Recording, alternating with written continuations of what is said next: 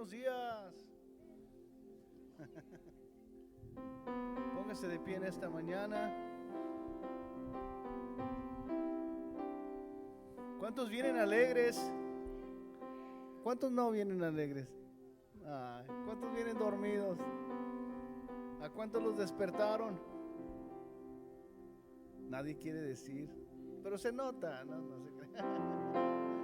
Dios les bendiga, qué bueno que ya estamos aquí, los que estamos en casa y los que nos están viendo a través de las plataformas de Facebook. Bienvenidos, qué bueno que ya están ahí con su cafecito. Déjelo a un ladito y en esta mañana vamos a cantar. Amén. Amén.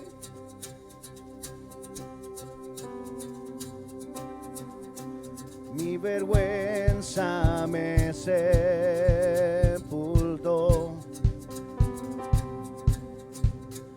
Yo buscaba un Salvador,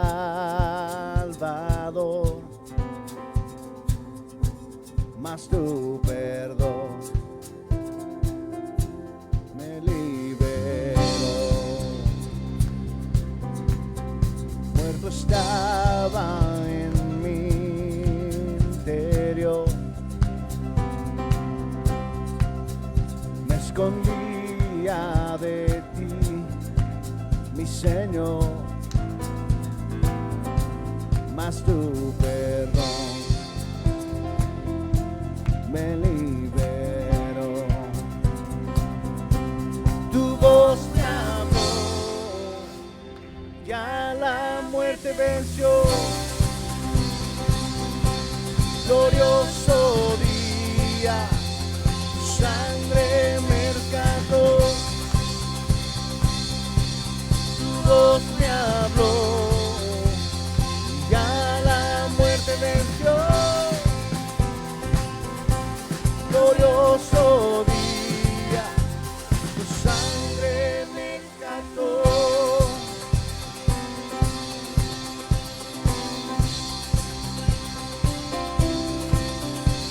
Ahora libre soy en tu amor,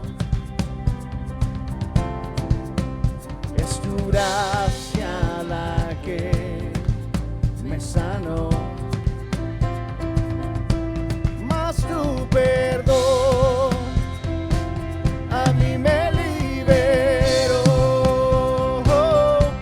Tu voz me habló. A ver, dígaselo fuerte. Ya la muerte venció. Glorioso día, tu sangre me rescató. Tu voz me habló, venció. Glorioso día, tu sangre me rescató. Gracias por tu sangre.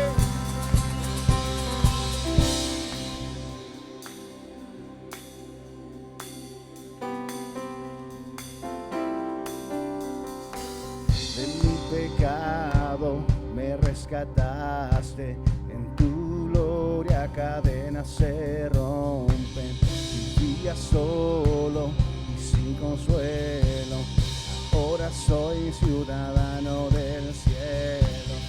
Me sanaste, estaba herido, Jesús, por tu amor yo respiro.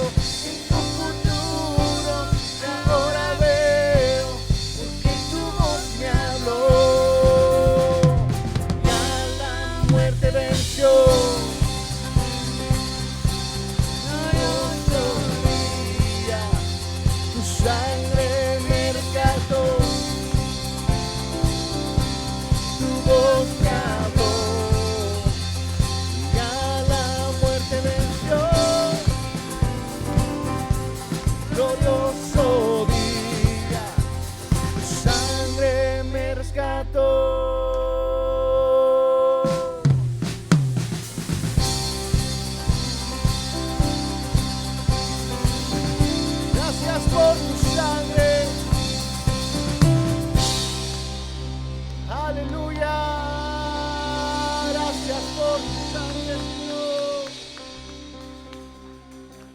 Aleluya.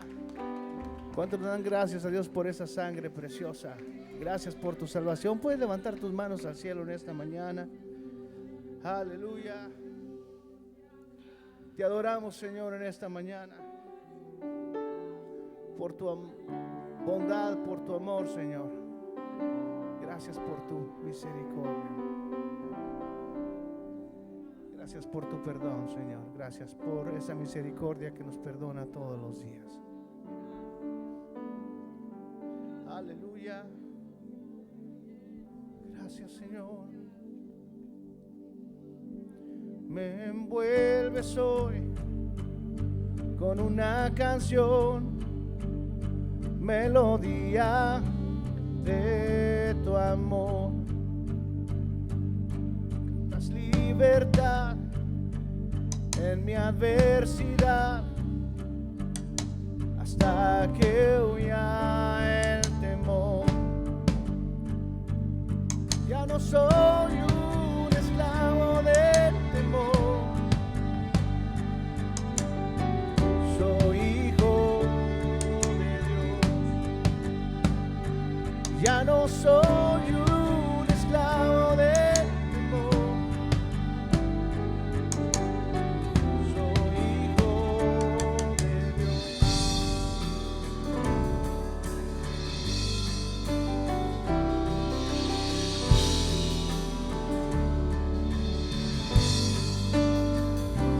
Desde el vientre fui escogido en ti,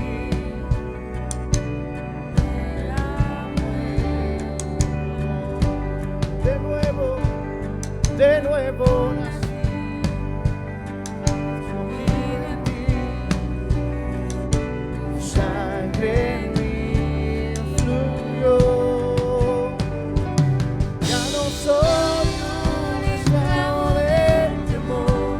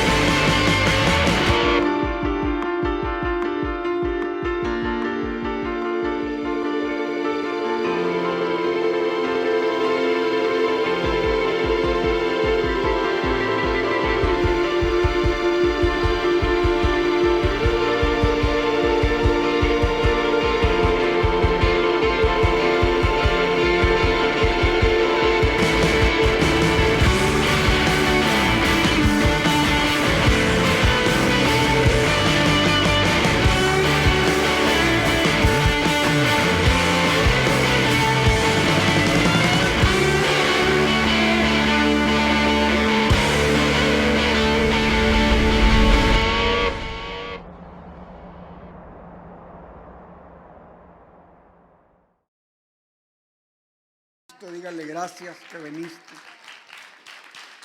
Gracias, Jesús. Gracias, Jesús, te damos en esta mañana. Bienvenidos los que están conectados online. Qué bueno que está adorando al Señor con nosotros esta mañana. Aquí en la casa tomen su lugar, los que gusten tomar su lugar. Los que no, pues ahí se aguantan paraditos, no pasa nada. Si ven que se les calientan los pies para que no se les entuman. Estamos prácticamente en el último domingo antes de Navidad. Ya cuando nos volvamos a ver aquí, el próximo domingo va a haber pasado la Navidad. Así que esta semana todos de alguna manera o de otra estaremos celebrando Navidad. Y cuando digo de alguna manera o de otra es precisamente eso, porque todos celebramos diferente. Muy parecido en muchos casos, pero no todo el mundo celebra igual. Algunos celebran con Santo Claus y otros celebran sin Santo Claus. Unos celebran con tamales y otros sin tamales.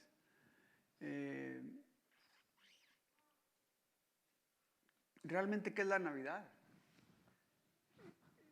El Espíritu Santo me estaba ministrando muy fuerte esta madrugada mientras meditaba sobre lo que iba a compartir con ustedes. Porque uno de los versículos más comunes o más conocidos en esta temporada de Navidad se encuentra en Isaías 9:6. Isaías, capítulo 9, versículo 6. Si usted tiene su Biblia, pues ábrela conmigo. Quiero enfocarme un poquito en este versículo, pero más bien dicho en el significado de este versículo. No tanto enfocarme en el versículo, porque por muchos años lo que hemos hecho es enfocarnos en el versículo. Porque no lo sabemos de memoria, lo hemos escuchado toda la vida, en Navidad básicamente.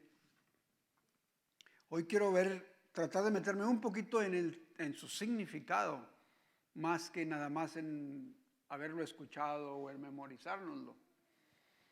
Capítulo 9 de Isaías, versículo 6, el profeta Isaías, usado por el Espíritu Santo, da una profecía. Y parte de la profecía es este versículo. Dice, porque un niño nos es nacido, hijo nos es dado, y el principado sobre su hombro. Y se llamará su nombre admirable, consejero, Dios fuerte, Padre eterno, príncipe de paz. Este versículo se ha usado por muchos años, se usa en los dramas, se usa en los cantos, se usa en tantas cosas en nuestras iglesias en la temporada de Navidad. La mayoría de ustedes a lo mejor se lo saben de memoria. Yo me acuerdo haberme aprendido este versículo hace, no sé, como medio siglo atrás, fácil. Allá en los 1970, digo, para los que no creían, yo ya había nacido en los 70, ¿verdad? Y ya memorizaba versículos.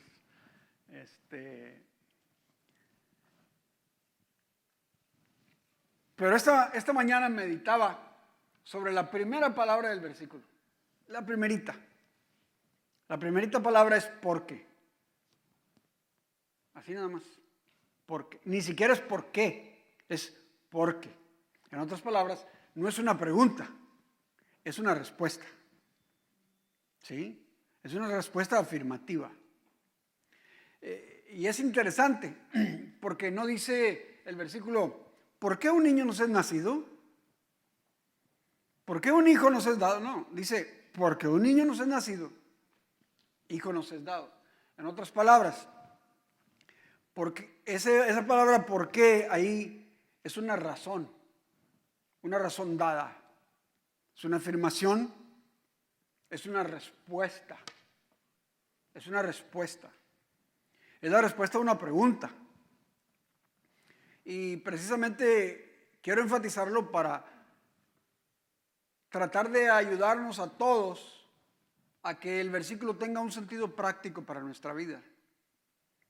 Esta palabra es el medio por el cual algo se produjo, y el versículo es la respuesta cómo vino. Entonces este versículo no puede ir solo, nos lo podemos memorizar solo, pero memorizárnoslo solo no nos da a entender el significado del versículo, ¿sí? Es una parte de todo un mensaje, es una parte de todo un mensaje. En otras palabras, ¿por qué un niño nos es nacido qué? ¿Por qué un niño nos es nacido qué? ¿Sí? Para entender qué, necesitaríamos leer lo anterior que se dijo y después leer lo posterior que se dijo al versículo. O sea, como se dicen los que estudian la Biblia, leer el pretexto y el contexto del versículo. Cuando leemos el antetexto y el contexto del versículo, entendemos lo que nos está queriendo decir con todo, ¿sí? Para recibir el mensaje claro. Trata de un pueblo en angustia. Israel era un pueblo que estaba en angustia, que había estado en angustia por muchos años. Israel había sufrido mucho y había vivido exilio, en otras palabras, conquista. Muchas otras naciones habían venido y lo habían conquistado, porque Israel se alejó de Dios. Y en este caso, Babilonia había venido, los babilónicos. Y cuando hablamos de Babilonia, para hacerlo en el contexto presente, estamos hablando de Irak.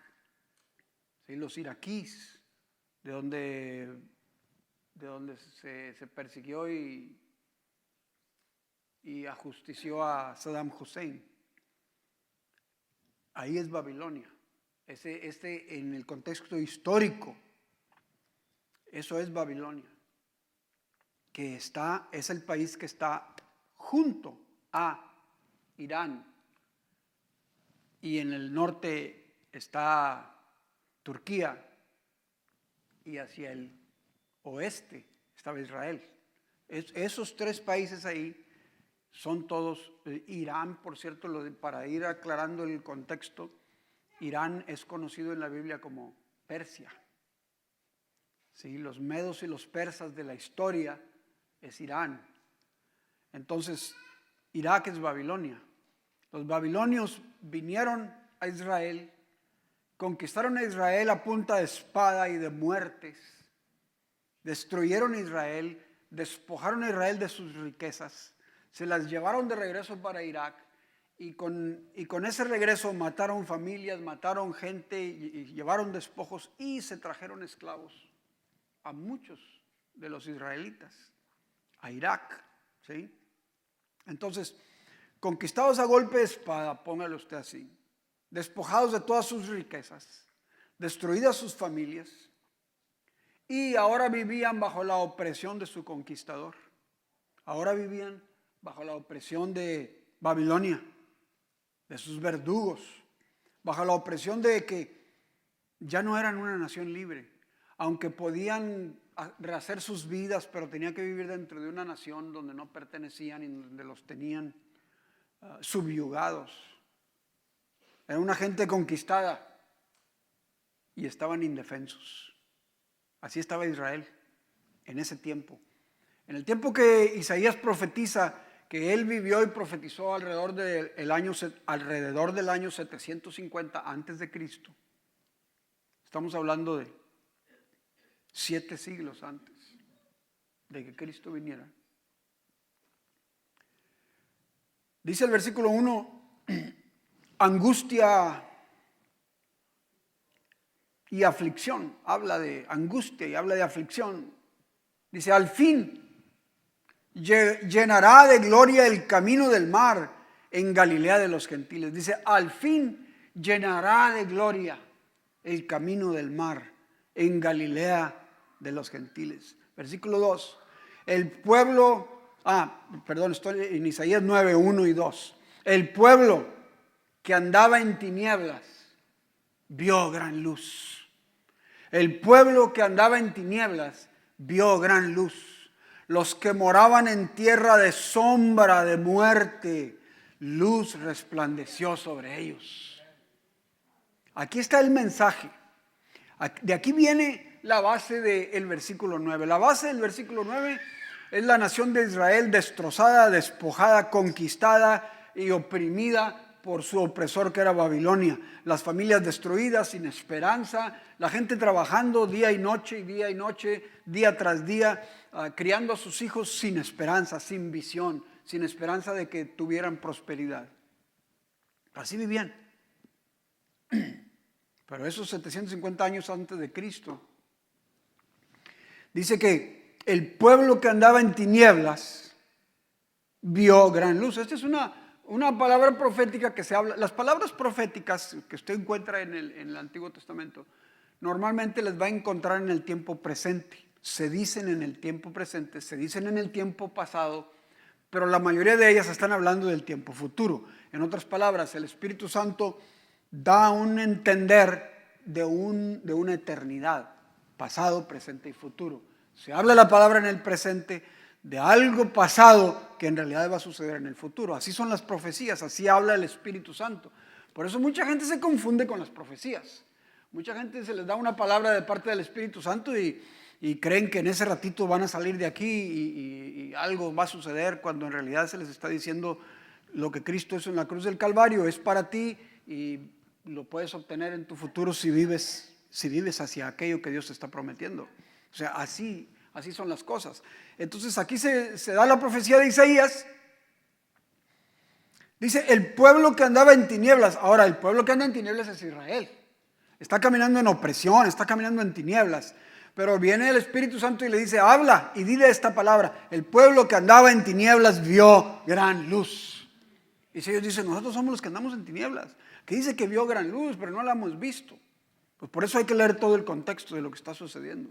Dice, los que moraban en tierra de sombra de muerte, luz resplandeció sobre ellos. Es una palabra de esperanza, pero no fácil de entender en el contexto en el que se da. Es como cuando usted o yo estamos en un tiempo de angustia. Cuando usted o yo estamos en un tiempo difícil.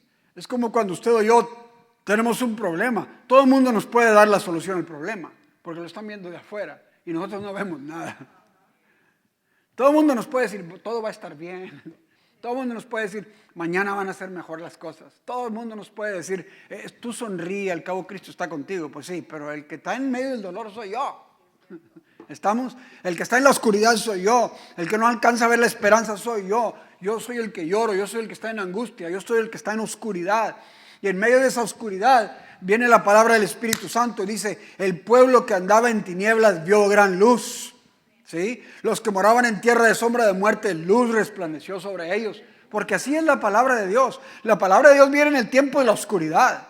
La palabra de Dios viene en el tiempo de la angustia. La palabra de Dios viene en el tiempo del problema. Y de pronto puede no tener sentido, puede no tener razón, puede que nuestra lógica no la entienda. Pero el Espíritu Santo trae la palabra, la hace llegar al Espíritu y en el Espíritu nace la fe. Y entonces entendemos, eso es para mí.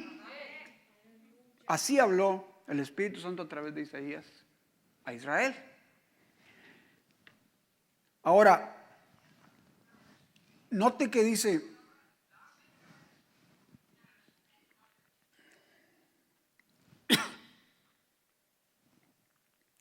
me voy a referir aquí un poquito, le estaba dando chance a los que estaban allá platicando que bajaran la voz. Note que dice, el versículo 1, mas no habrá siempre oscuridad para la que está ahora en angustia. Así de simple, mas no habrá siempre oscuridad para la que está ahora en angustia. La palabra de Dios a través del Espíritu Santo siempre va a venir con una esperanza. Siempre va a tener una esperanza. Cualquiera que sea el problema, cualquiera que sea la opresión, cualquiera que sea la situación, siempre trae una esperanza. ¿Estás en la oscuridad? Sí. No veo nada. Pues no siempre va a haber oscuridad. Esto es temporal. Esto es pasajero.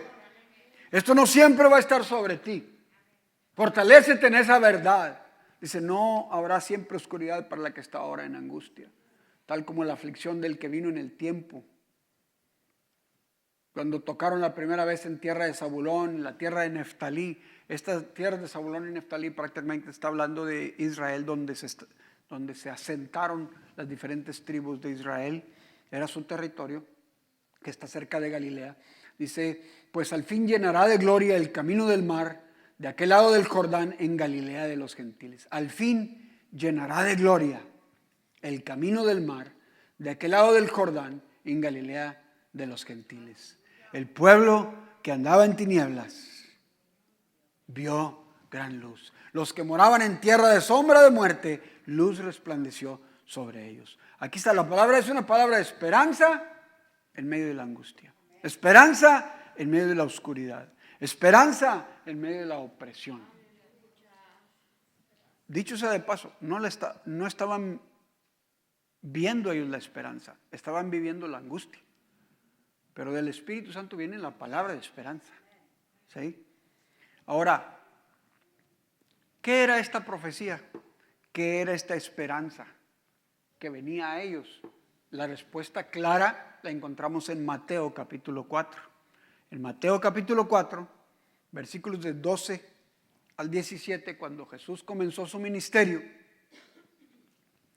4:12, dice Mateo, cuando Jesús oyó que Juan estaba preso, volvió a Galilea y dejando a Nazaret, vino y habitó en Capernaum, ciudad ¿qué? Marítima, ¿dónde? En la región de Zabulón y Neftalí. Es lo que acabamos de leer en Isaías, ¿sí? Región de tierra de Neftalí y Zabulón. Ahora dice, 14, ¿para qué vino Jesús a ese lugar?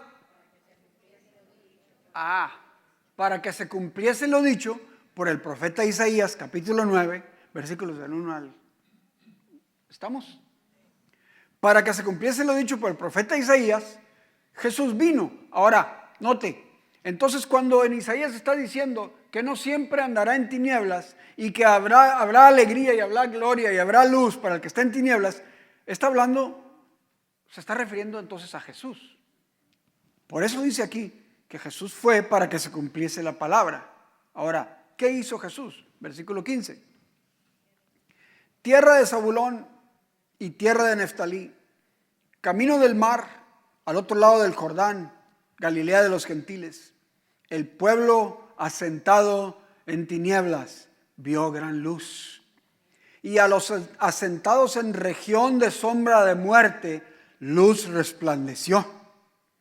Desde entonces, dice el versículo 17, comenzó Jesús a predicar y a decir, arrepiéntanse porque el reino de los cielos se ha acercado. Este era el mensaje de esperanza que 750 años antes Isaías estaba trayendo al pueblo que estaba oprimido. Le estaba diciendo, va a venir un cambio, va a haber una diferencia. Ahorita estás en oscuridad, va a venir luz. Estás en opresión, va a venir alegría. Estás en sombra de muerte, en peligro de muerte, va a venir vida y esperanza. No les explica cómo, todavía.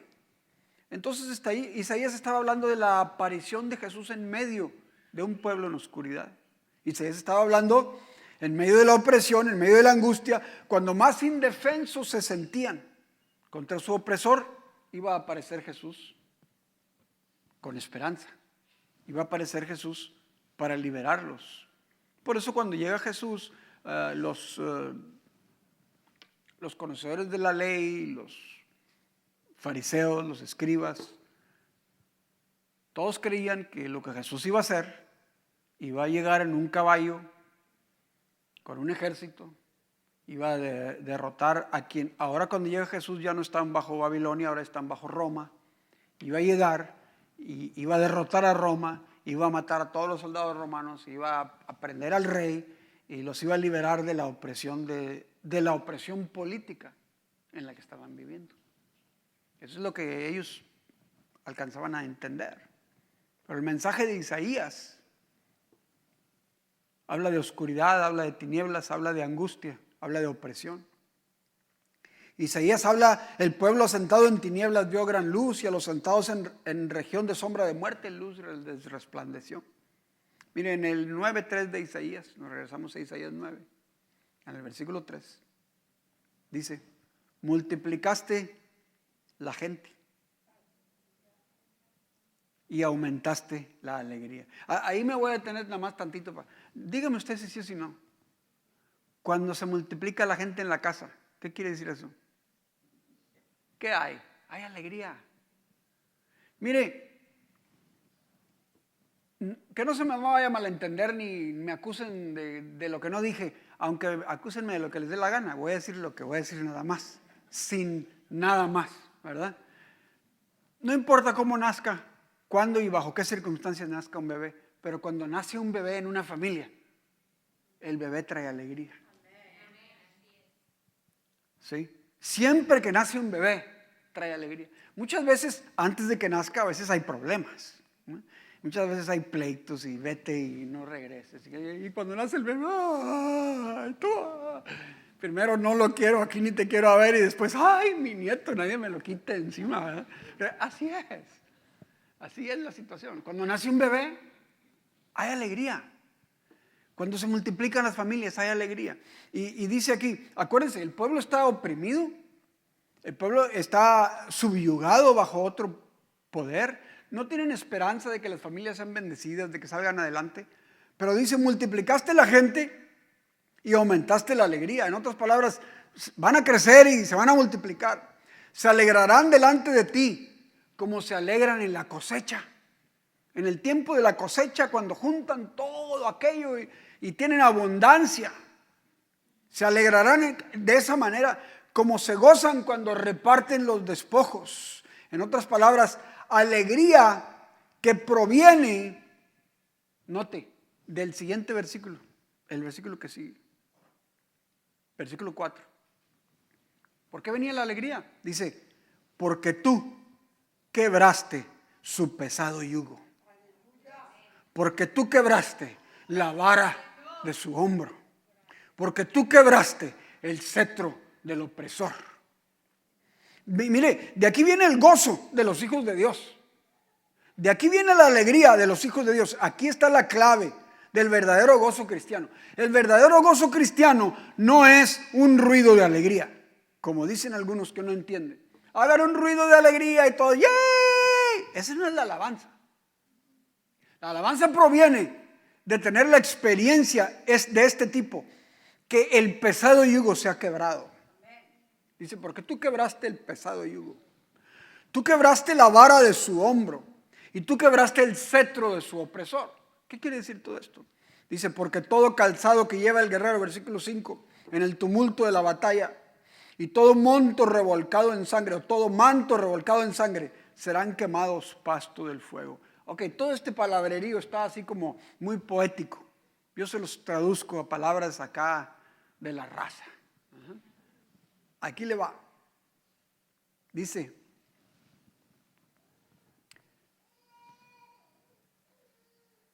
¿a qué vino? ¿A qué venía Jesús? Si Jesús venía a producir alegría, realmente, ¿cómo iba a producir esa alegría? ¿Qué iba a hacer con Israel? Y por ende, ¿qué iba a hacer con nosotros?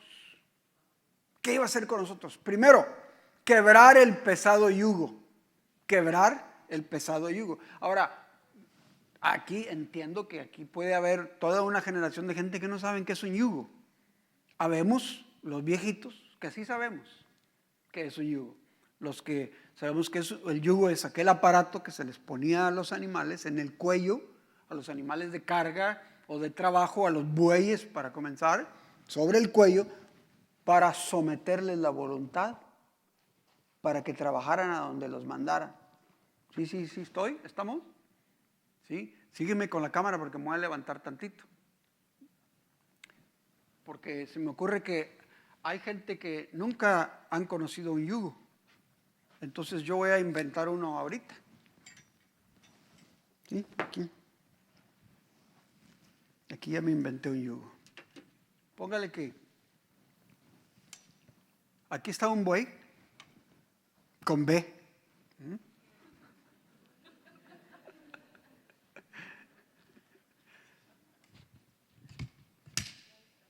Ya desperté, o ya despertaron ellos.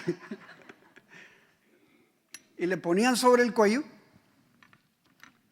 para someterle la voluntad y entonces hacer lo que se moviera para donde ellos necesitaban y que caminara para donde quiera que fuera. La clave es que el yugo somete la voluntad del animal. El yugo somete la voluntad del animal, porque obviamente los bueyes eran considerados los animales más fuertes, los animales de trabajo más fuertes. Entonces los usaban para el trabajo de sembrar y qué sé yo, ¿sí? La labor. La clave es que el yugo somete la voluntad. En otras palabras, si tú puedes ver hacia adelante, sabes a dónde vas. Si te hacen bajar la cabeza, no sabes a dónde vas a caminar, solamente vas caminando porque te dicen. Pero no puedes ver hacia enfrente, no sabes en qué dirección vas, pero tienes que caminar a donde te digan, a donde te manden. Esa es la idea del yugo, controlar la voluntad del más fuerte. Y cuando se refiere a los animales, pues sabemos que toda la fuerza de los bueyes la utilizaban para el trabajo, la utilizaban para la carga, ¿sí? Entonces, un aparato puesto en el cuello de los animales para forzarlos a trabajar pesado, literalmente subyugarlos, ponerlos bajo un yugo, ¿sí? Subyugarlos. Bueno, pero aquí está hablando que quebró el pesado yugo del pueblo, y el pueblo no son animales. ¿Cuál es el yugo pesado del pueblo? ¿Cuál es el yugo pesado de la gente? ¿Cuál es el yugo pesado de los seres humanos? ¿Cuál es ese yugo que los seres humanos experimentamos en la vida? ¿Sí? El yugo pesado que los seres humanos experimentamos en la vida es la fuerza y el poder del pecado. La fuerza y el poder del pecado que produce adicciones. El pecado que produce tendencias. El pecado que produce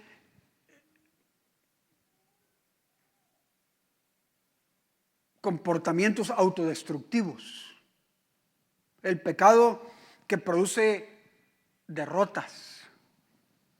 El pecado que nos lleva a los seres humanos a hacer cosas que a veces ni queremos hacer, pero terminamos haciéndolas. El pecado que ata. El pecado que tiene subyugado al ser humano que aún no ha experimentado esa libertad. Ese pecado. Y quien controla los hilos del pecado, que es la mano del diablo, que es la mano del príncipe de este mundo, le llama la palabra de Dios. ¿Sí? Ese yugo es aquello que en el ser humano, que es la naturaleza pecaminosa del ser humano, te controla la voluntad muchas veces. El apóstol Pablo lo dijo de esta manera: lo que quiero hacer no lo hago, y lo que no quiero hacer termino haciéndolo. Cuando el yugo del pecado controla la vida del ser humano, el ser humano queda literalmente subyugado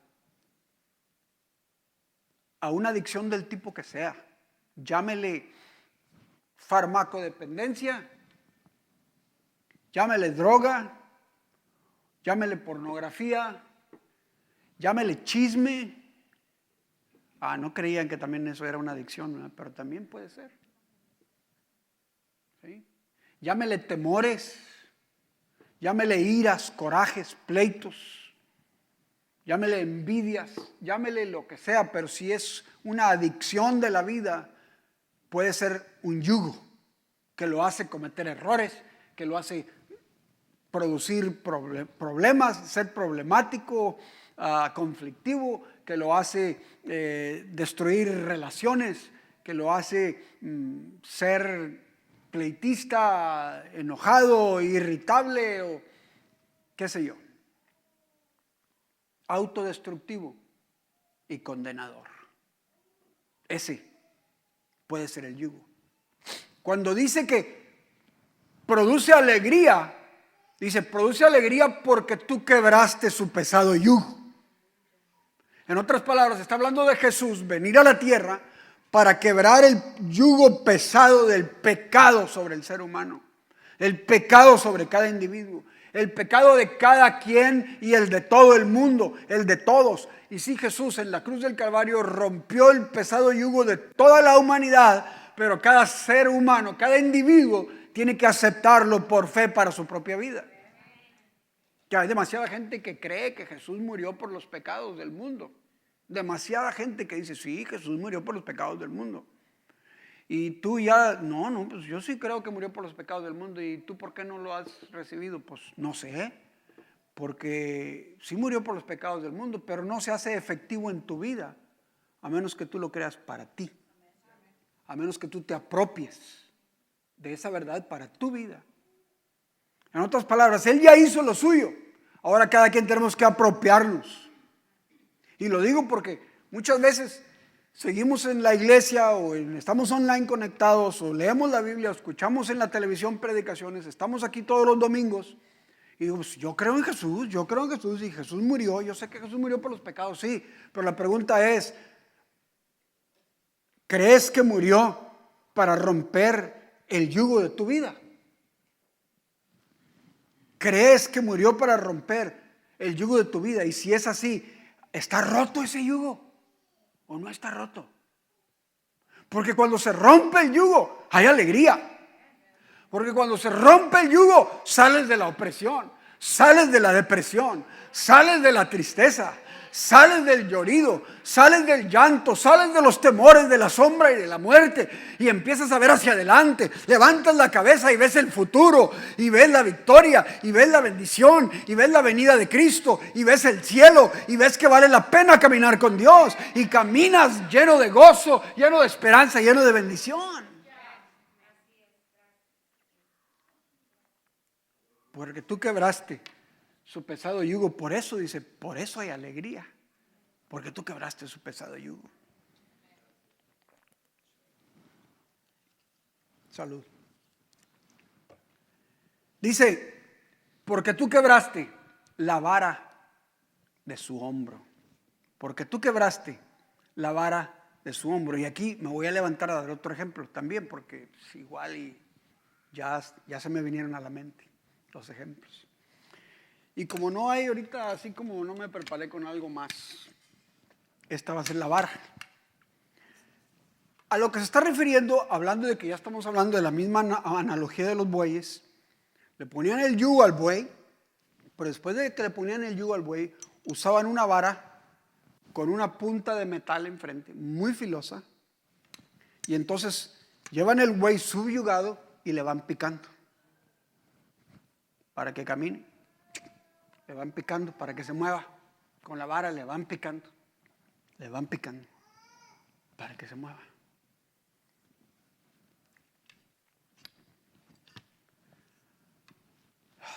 Pensar en eso es cosa muy seria, pero la vara forzaba a los animales a caminar. ¿Sí? Y en nuestra vida esa vara puede representar todo o cualquier cosa que te provoca seguir haciendo lo que sabes que no debes. Algo que te provoca seguir haciendo lo que sabes que no debes. En otras palabras, what triggers you? What triggers your behavior? What is it that triggers your sinful behavior? ¿Qué es aquello que detona tu comportamiento de pecado? Hay algo que te pica. Y cuando aquella vara te punza, reaccionas. Cuando aquella vara te punza, caminas subyugado al pecado. Y luego cuando ya pasa todo, dices, No, pero eso no es lo que yo quería hacer. Pues sí, pero lo hiciste. Eso no es lo que yo quería decir, pero lo dijiste. Ay, pero es que no era mi intención. Por eso Pablo dijo, a veces termino haciendo lo que no quiero. Porque el pecado, como decía una vecina allá en Ciudad Victoria, cuando hablaba con mi mamá, siempre nos acordamos en la familia. Siempre le decía a mi mamá, no, doña Betty, así le decían a mi mamá, no, doña Betty, el pecado es calado. El pecado es calado. El pecado cala. Y cuando te cala, te produce problemas, te produce conflictos y también te produce derrotas. Y para todos hay una vara. En algunos es una cosa, en otros es otra, y en otros es otra. Algo que te hace detonar. No me voy a meter ahorita en lecciones de psicología, pero también es bíblico. Cuando hay cosas que no están 100% sanadas de eventos pasados, se nos recuerdan en ciertos tiempos, en ciertas cosas nos traen y nos hacen tener miedo de cosas que han sucedido en el pasado. Y cuando actuamos sobre esos miedos del pasado, pecamos. El apóstol Pablo lo dijo de este modo, porque todo lo que no es de fe es pecado. Cuando actuamos sobre los miedos de las cosas que hemos vivido en el pasado, por eso el apóstol Juan dijo, hablando de Dios, dijo, el perfecto amor echa fuera el temor. El perfecto amor echa fuera el temor. Y conectado a este versículo yo diría, el perfecto amor quiebra la vara. El perfecto amor quiebra la vara. Dice, quebraste la vara de su hombro. El amor perfecto de Cristo Jesús quiebra la vara que te provoca la autodestrucción. Quiebra la vara de aquellos recuerdos malos del pasado, de aquellas cosas que te detonan, esas situaciones que no quisieras pero que las vives. Quiebra esa vara del hombro. Y tercero dice, quebraste el cetro de su opresor. Quebraste el cetro de tu opresor. Y una vez más, ahora voy a buscar un cetro. Ya lo encontré, aquí lo tenía este rey. Tenía un cetro guardado. Aquí está el cetro. Todos saben que es un cetro, ¿verdad? El rey tiene su cetro en la mano y con su cetro da órdenes. Con su cetro da órdenes. Y cuando él dice, te digo que cantes. Te dije o no te dije. Te dije. Y cuando el rey extendía el cetro, era una orden de vida o muerte. ¿Sí? Una orden de vida o muerte, porque es la voluntad del rey. Y cuando habla del cetro del opresor, estás hablando de la autoridad, la ley, la fuerza del enemigo que los oprime. ¿Sí? En otras palabras dice, tú quebraste la mano del diablo que me sostenía. Tú quebraste la mano del demonio que me asustaba, que me intimidaba. Tú desmantelaste sus mentiras sobre mi vida. Está diciendo, para que ya no tenga autoridad sobre ti y seas libre para decidir por ti mismo. Para que no te haga hacer lo que el diablo quiere, para que no te haga hacer lo que el demonio dice, para que no te haga hacer lo que el diablo te ha dicho que tú debes hacer, para que no vivas como el diablo ha dicho que tú deberías de vivir, para que no vivas de acuerdo a los pronósticos del diablo y su autoridad sobre tu vida, sino que dice, cuando Cristo viene, quiebra el cetro del opresor. El opresor es Satanás, es el diablo, son los demonios que nos dicen mentiras, que profetizan sobre ti mentiras, que profetizan sobre ti malaventuras, que profetizan sobre ti malagüeros, que profetizan sobre ti toda cosa mala por razón del pecado. Pero cuando Cristo viene, perdona el pecado, lava el pecado, transforma tu espíritu, te hace su hijo, te hace su hija, esos malos agüeros ya no tienen validez sobre tu vida. Ahora lo que vale es la profecía de bendición, de salvación, de liberación, de alegría y de gozo. De alegría y de gozo. De alegría y de gozo.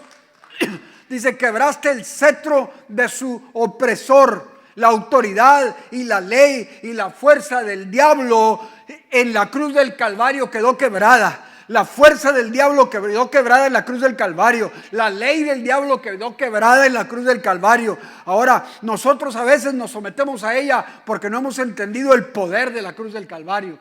A veces nos sometemos a ella porque no hemos entendido el poder de lo que Cristo hizo en la cruz. Pero lo que Cristo hizo en la cruz del Calvario rompió el poder del diablo sobre tu vida.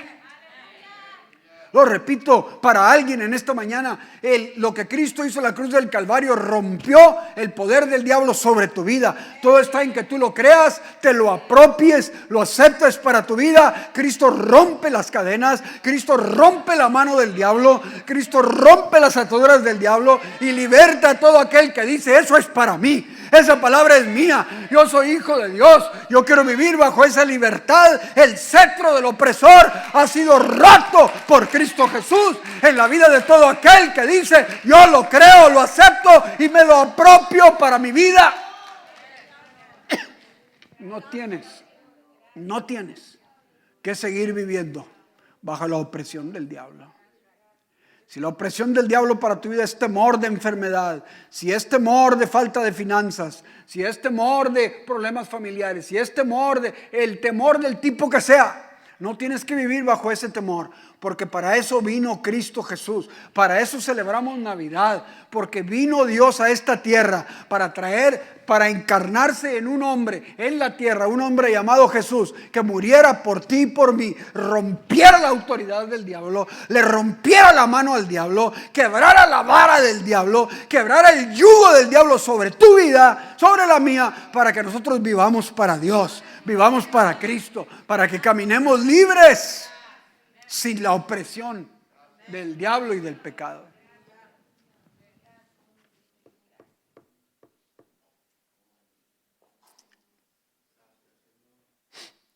El versículo 5 me encanta, de ahí de Isaías 9:5, sigue diciendo,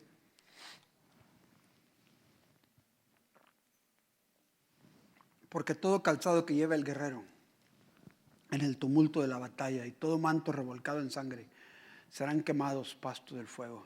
En otras palabras, se los voy a poner en palabras mexicanas. Es buen español, obviamente, la Biblia siempre es buena literatura, pero nosotros no siempre estamos igual de versados, entonces hay que como que decírnosla en nuestras palabras. Y yo lo diría de esta manera, porque las botas que han estado en la guerra, las botas de los soldados que han estado en la guerra, todas maltratadas de guerra, todo uniforme o vestimenta de guerra revolcada y manchada en sangre.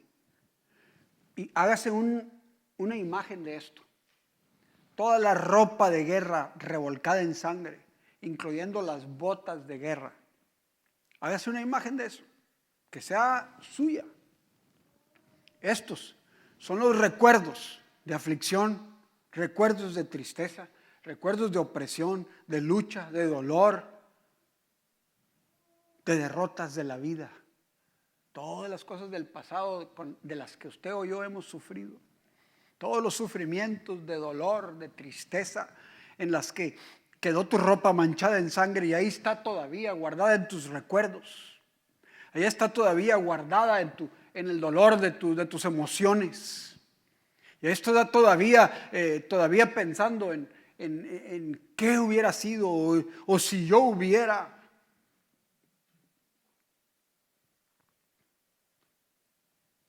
Dice, todo calzado que lleva el guerrero en el tumulto de la batalla y todo manto revolcado en sangre. ¿Qué dice? Serán quemados, pasto del fuego. Serán quemados como hierba seca. Serán quemados como hierba seca. Dice, cuando venga Cristo, cuando venga Jesús, a este pueblo en angustia, a este pueblo en sombra de muerte, a este pueblo en opresión, a este pueblo que ha sido exiliado, derrotado, que ha sido conquistado, a este pueblo que ha vivido bajo la opresión del enemigo, cuando venga Jesús, el Mesías, o sea Cristo, que es la misma palabra, dice, todos esos recuerdos tristes, todos esos recuerdos de dolor, todos esos recuerdos oprimibles y de depresión serán quemados como pasto seco. Los recuerdos quedarán en la nada, estarán en la memoria, pero ya no te van a doler. Cristo los va a sanar, Cristo los va a limpiar, Cristo los va a quitar de tu vida para que ya no te calen, para que ya no te hagan daño, para que ya no te provoquen vivir mal, sino que tengas alegría, libertad, gozo, que puedas disfrutar la vida y disfrutar el futuro que Dios te da. Sí, porque todos los malos recuerdos serán quemados como pasto de fuego. Aleluya. Oiga, ¿qué mensaje les está trayendo a Israel? Le estaba trayendo a Israel el profeta en ese día. Y cuando nosotros leemos la palabra, tenemos que captar qué mensaje se nos está trayendo a nosotros. Ahora sí, vamos al versículo 9. Ahora sí, todo esto se va a dar, todo esto va a suceder, todo esto va a ser posible. Porque un niño nos es nacido. Aquí es donde está el gozo de la Navidad, hermanos. Aquí es donde está el gozo de la Navidad. Navidad no es Santo Claus. Navidad no son arbolitos ni regalos. No tiene nada de malo esas cosas. Pero eso no es Navidad. Ni siquiera son tamales, aunque ay, tamales. Pero no son tamales. Navidad es que todo esto que acabamos de ver ahorita, hermano, se da porque un niño nos es nacido. Porque un niño nos es nacido. Porque un niño nos es nacido. Hijo nos es dado. El hijo se nos dio a nosotros. Y luego dice, y el principado sobre su hombro. En otras palabras, él no iba a llegar como un niño indefenso, pobrecito, que no es nadie ni puede nada. No, él desde el día que nazca entre nosotros vendrá con la autoridad de un príncipe sobre él, en sus hombros. El principado sobre su hombro. Y cuando lo veas trabajar, cuando lo veas obrar, cuando lo veas tocar tu vida, cuando lo veas salvar tu corazón, cuando lo veas salvar tu alma, cuando lo veas bendecir tu vida, llamarás su nombre admirable, llamarás su nombre consejero, llamarás su nombre Padre eterno, llamarás su nombre Príncipe de paz. Este es el Cristo que viene a la tierra y que celebramos en Navidad. Mucha gente se pelea, no, pero el 25 de diciembre no es cuando nació. No importa cuándo nació, lo que importa es que nació. Realmente los escritores, algunos dicen que nació en abril, otros dicen que en septiembre. Hay diferentes teorías de cuándo nació. La más probable es que fue en septiembre, pero lo único que interesa es que entendamos para qué vino. Que entendamos por qué vino y para qué vino. Todo esto que nosotros podemos vivir y que se nos promete a nosotros y que se nos da a nosotros a través de Cristo es libertad de la opresión del pecado, de la opresión del diablo, de la opresión del yugo de Satanás. Y todo esto vino porque un día un niño nos fue nacido. Un niño nació en un pesebre y ahí cantaron los ángeles, dijeron alegría y gozo a la multitud y a los pueblos, canto de alegría para todos. Y a lo mejor la gente no sabía por qué, pero ahora usted ya sabe por qué. Yo ya le expliqué, ahí está en la palabra, estúdialo, léalo y dígale a Dios, yo quiero esa alegría. Dígale a Dios, yo quiero ese gozo.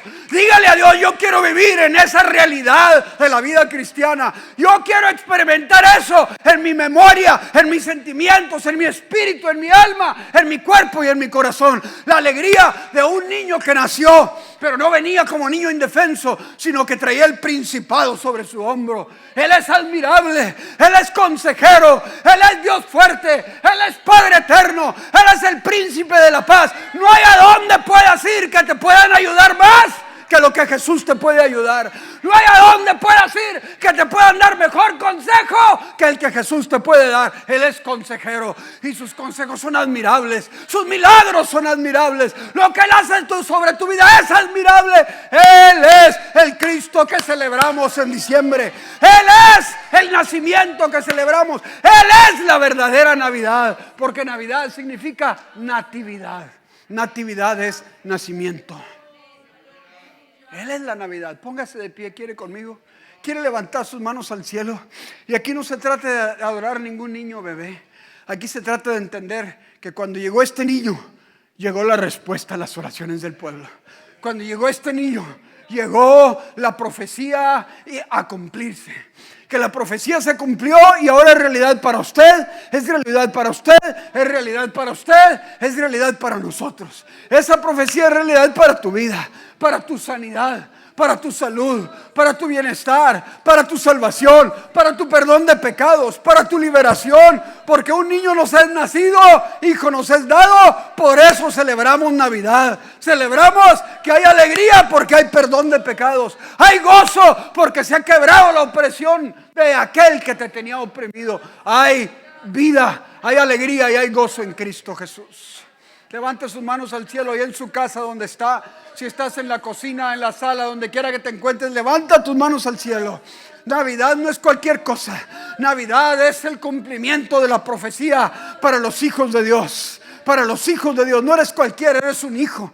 Eres un hijo. A través de Jesucristo, esas profecías son para ti. A través de Jesucristo esta palabra es para tu vida. No tienes que seguir atado al pecado. No tienes por qué seguir viviendo atado a las adicciones, atado a la opresión del diablo, a la depresión del enemigo. No tienes por qué seguir viviendo. Cristo vino a romperla. Cristo vino a destruirla. Cristo vino a deshacerla. Él vino y nació en esta tierra para darte libertad del pecado, del diablo, darte libertad de las mentiras de los demonios y que tú y yo vivamos libres, en paz, en gozo, en alegría, en fe, creyéndole a Dios para el futuro de tu vida y el futuro de tus hijos. Dale gracias en esta mañana. Y ahí en tu casa ora, ahí en tu casa adora, ahí en tu casa aprende a celebrar la Navidad y a Cristo Jesús. Dios te bendiga. Nos vemos la próxima semana aquí por el mismo canal de E.T. Church. Muy buenos días. Tengan todos ustedes que nos ven a través de Facebook Live y los que están en casa. Es una bendición estar en la casa del Señor y poder aportar y traer lo que le corresponde a Dios. En esta mañana vamos a depositar nuestras ofrendas, diezmos, promesas, teniendo conciencia de que en estos tiempos somos muy dados a gastar, pero vamos a ser sabios en esta mañana y a darle al Señor lo que le corresponde mientras que cantamos usted y yo de su salvación.